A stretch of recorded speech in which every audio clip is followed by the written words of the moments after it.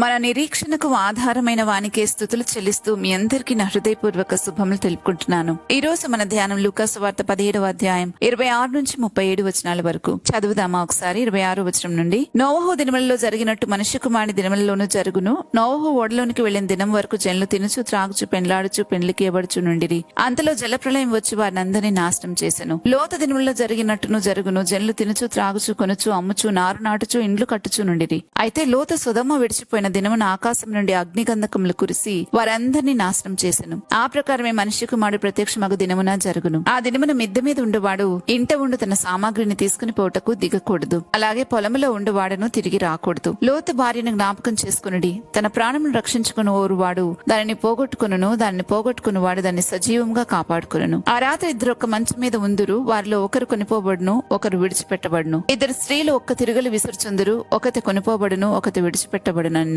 శిష్యులు, ప్రభువా, ఇది ఎక్కడ జరుగునని ఆయన అడిగినందుకు ఆయన, పీనుగు ఎక్కడ ఉన్నదో అక్కడ గద్దలు పోగవునని వారితో చెప్పెను. ప్రభు యొక్క రెండవ రాకడ సమయంలో ప్రపంచం ఎలా ఉండబోతుందో, మనుషులు ఎలా బిహేవ్ చేస్తారో, వారి పద్ధతి ఎలాగుంటుందో ప్రభు చాలా స్పష్టంగా ఈ లేఖన భాగంలో మనకు తెలియజేస్తా ఉన్నారు. ఆయన నోవహు రోజులను, లోతు రోజులను జ్ఞాపకం చేస్తా ఉన్నారు. ఆ రోజుల గురించి సామాన్యంగా మనం మాట్లాడాలి అని అంటే, ప్రజలందరూ ఫుడ్, ఎంటర్టైన్మెంట్ అండ్ ట్రేడింగ్ లో చాలా బిజీగా ఉన్నారని అర్థమవుతుంది. అంటే తినడం, త్రాగటం, పెళ్లి చేసుకోవటం, పెళ్లికి ఇయ్యబడటం, ఆ తర్వాత ఇంకా బిజినెస్ గురించి, లోతు రోజుల గురించి రాస్తూ సేమ్ ఇలాగే తినడం, త్రాగడం, నారు నాటుచు, అమ్ముచు, కొనుచు అనే మాటను మనం గమనిస్తాం ఇక్కడ. కాబట్టి ప్రజలు ఎంత బిజీగా ఉంటారు అని అంటే, దైవ సంబంధమైన కార్యాలను గురించి కానీ, ఆత్మ సంబంధమైన సంగతులను గురించి కానీ ఆలోచించి నిర్ణయం తీసుకునే తీరిక కూడా లేనంతగా ప్రజలు బిజీ అయిపోతారు అని. ఇంకా ఈ రెండు ప్రస్తావనలో మనం చూస్తే,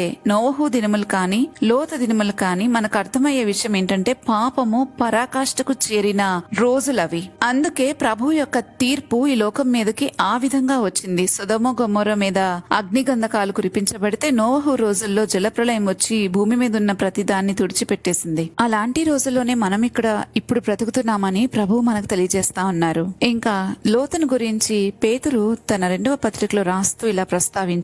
దుర్మార్గులు కామవికారయుక్తమైన నడవడి చేత బహు బాధపడిన నీతిమంతుడగు లోతును తప్పించెను.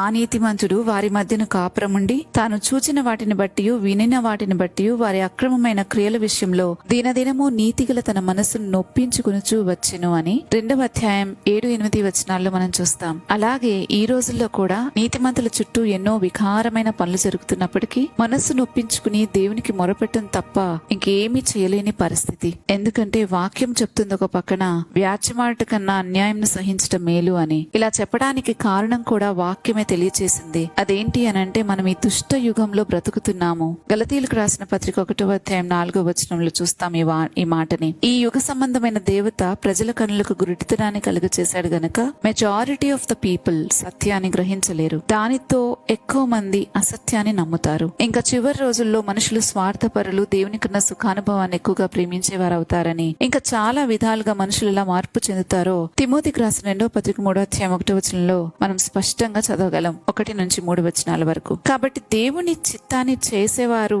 కొందరు ఉంటే, దానికి క్వైట్ ఆపోజిట్ అంటే వ్యతిరేకంగా చేసేవారు చాలా మంది ఉంటారు. ఈ దేవుని చిత్తం చేసే వారికి, చేయని వారికి మధ్యలో చాలా అఘాతం ఏర్పడుతుంది. కానీ ఒక్కటి గుర్తుపెట్టుకోవాలి, మనకున్న నిరీక్షణ ఏంటంటే, దేవుని చిత్తం చేయవారే నిరంతరము జీవిస్తారు అని యోహాన్ తన మొదటి పత్రిక 2వ అధ్యాయం 17వ వచనంలో రాశాడు. చివరి రోజులు ఎంతో భయంకరంగా ఉండి అవి అపాయకరంగా ఉంటాయి, దుర్దినాలు అని వాక్యం సెలవిస్తా ఉంది. లోతు రోజుల్లో మనుషులు ఎలాగున్నారో ఇప్పుడు కూడా అలాగే ఉన్నారు. వారి మధ్యలో నీతిమంతులు బ్రతకాలి అనంటే చాలా మనసును నొప్పించుకుంటూ బ్రతకడమే. ప్రతిరోజు మనం వారితో కలిసి ఆ ప్రవాహంలో కొట్టుకుపోయామంటే మాత్రం మనం కూడా నశించిపోయే లోకంతో పాటు నశించిపోతాం. భూమి దాని కృత్యములు లయమైపోతాయని వాక్యం సెలవిస్తా ఉంది. ఇలాంటి పరిస్థితుల మధ్యలో ఆయన రాకడ కొరకు సిద్ధపడుతూ మనం బ్రతకాలి అనే విషయాన్ని ప్రభు ఇక్కడ తెలియజేస్తున్నారు. అయితే ఎలా సిద్ధపడాలి అని అంటే 31-32 వచనాల్లో ప్రభు స్పష్టంగా తెలియజేశారు. దేని బంధకాల్లోనూ మనం చిక్కుకోకూడదు. మనం ప్రభు వచ్చిన వెంటనే తడువు చేయకుండా మనం ప్రభుతో వెళ్ళగలగాలి. ఈ లోకంలోనిది ఏది కూడా మనల్ని ఆపనివ్వకూడదు. అందుకే ప్రభు ఇక్కడ లోతు భార్యని ఉదాహరణగా చూపిస్తూ ఉన్నారు. అందుకే మిద్దె మీద ఉన్నవాడు ఏదైనా తీసుకోవడానికి కిందకి దిగకూడదని చెప్పారు. ఈ వచనాలను బట్టి మనకు అర్థమవుతుంది మనం దేనితోనూ ఏ బంధకాల్లోనూ చిక్కుకొని పోకూడదు అని. దేవునితో మన సహవాసము ఎల్లప్పుడూ కొనసాగిస్తూ ఆయన రాక కొరకు ఎదురు చూసే ప్రజలంగా మనం బ్రతకాలి అని ప్రభు సెలవిస్తా ఉన్నారు. ఇంకా 33వ వచనాన్ని గనక చదివి అర్థం చేసుకుంటే మనకి ఇక్కడ ఒక మాట అర్థమవుతుంది. అదేంటి అని అంటే, దేవునికి గనక మన ప్రాణాన్ని అప్పగిస్తే దాన్ని సజీవంగా మనం కాపాడుకోగలుగుతాం. అదే మన ప్రాణాన్ని మనమే రక్షించుకోవాలి అని అనుకుంటే మాత్రం దాన్ని పోగొట్టుకుంటాము అన్న సంగతిని ప్రభు ఇక్కడ చాలా స్పష్టంగా చెప్తున్నారు. అందుకే ప్రభుతో సహవాసం చాలా ముఖ్యమైన పని. ఇది మనం ఎలా వృద్ధి చేసుకోవాలో, అభివృద్ధి పరచుకోవాలో ఆలోచించి మనం తీర్మానం తీసుకుని మనం టైం స్పెండ్ చేయాలి దానికోసం. అప్పుడు మాత్రమే మనము ఈ లోక ప్రవాహంలో కొట్టుకుని పోకుండా ఉండగలం. ఇంకా 34, 35 వచనాలు చూసినట్లయితే ఇక్కడ మనకు ఒక విషయం అర్థమవుతుంది. ప్రతి ఇద్దరిలో ఒక్కరే ఎత్తపడతారు అన్నట్లుగా ఈ వచనం మనకు తెలియజేస్తుంది. 37వ వచనంలో ప్రభు అంటున్నారు, పీనుగ ఎక్కడుందో గద్దలు అక్కడ పోగవుతాయి అని. అంటే ఆత్మలో తిరిగి జన్మించని వారికి రావాల్సిన తీర్పు వారి మీదకి తప్పకుండా వస్తుందని. అందులో నుండి ఆత్మలో తిరిగి జన్మించిన వారందరూ సజీవులై దేవునితో కొనుపోబడతారు. కాబట్టి విశ్వాసులమైన మనం ప్రభు చెప్పినట్లుగా చివరి రోజుల్లో లోకం బిజీగా పాపంలో ఆత్మీయ అంధత్వంలో మునిగిపోయినప్పటికీ మనమైతే వాక్యాన్ని మనం ఈ రోజు అర్థం చేసుకున్నాం. కాబట్టి అలా బ్రతకటానికి కావలసిన శక్తిని ప్రభుని అడిగి పొందుకోవాలి. లోక ప్రవాహానికి లోబడిపోకుండా, ఏ బంధకాలకు చిక్కుబడిపోకుండా ఎప్పుడైనా ప్రభు పిలిస్తే వెంటనే వెళ్ళగలిగే స్థితిలో మనం జీవించగలగాలి. ఎందుకంటే ఈ లోకము దాని కార్యములు లయమైపోబోతున్నాయి. దేవుని చిత్తము చేయవారు నిరంతరం నిలుస్తారు. కాబట్టి ప్రతిరోజు మనల్ని మనం పరిశీలన చేసుకుంటూ ఆత్మలో జీవిస్తూ ప్రభు రాకడకు సిద్ధమైన ప్రజలుగా ఉంటే నిజంగా మనము బ్రతికిపోతాం. ఈ ధ్యానము మనకు నేర్పించిన సంగతులను బట్టి మనం ప్రార్థించుకుందాము. మన నిరీక్షణకర్తమైన మా దేవా, నీకు స్తోత్రాలు చెల్లిస్తున్నాం. ఈ రోజు మీరు మాతో మాట్లాడిన ప్రతి సంగతి, అక్కడ ముందు రోజులు ఎలా ఉంటాయో, మనుషులు ఎలా ఉంటారో, మేము ఎలా ఉండాలో, ఈ విషయాలన్నీ మాకు బయలుపరిచినందుకు మీకు స్తోత్రాలు. అయితే మీరు ఎలా ఉంటాయని చెప్పారో ఈ రోజుల్లో మా చుట్టూ అలాంటి పరిస్థితులు అలుముకుని ఉన్నాయి. అయితే మేమేం చేయాలి అనే సంగతిని మీరు మాకు బయలుపరిచిన విధానాన్ని బట్టి చాలా సార్లు మేము అలా ఉండలేక నాయన లోకాకర్షణలకు గురి అయి